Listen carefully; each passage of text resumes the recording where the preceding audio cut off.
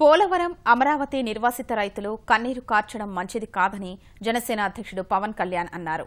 పశ్చిమ గోదావరి జిల్లా మూలలంక, కృష్ణాలంక రైతులకు చెప్పిన ప్రకారం పరిహారం ఇవ్వాలని ట్విట్టర్ ముఖంగా పవన్ కళ్యాణ్ ప్రభుత్వాన్ని కోరారు. మూలలంకలో 207 ఎకరాల్ని డంపింగ్ యార్డుగా మార్చడం ఎంతవరకు న్యాయమని ప్రశ్నించారు.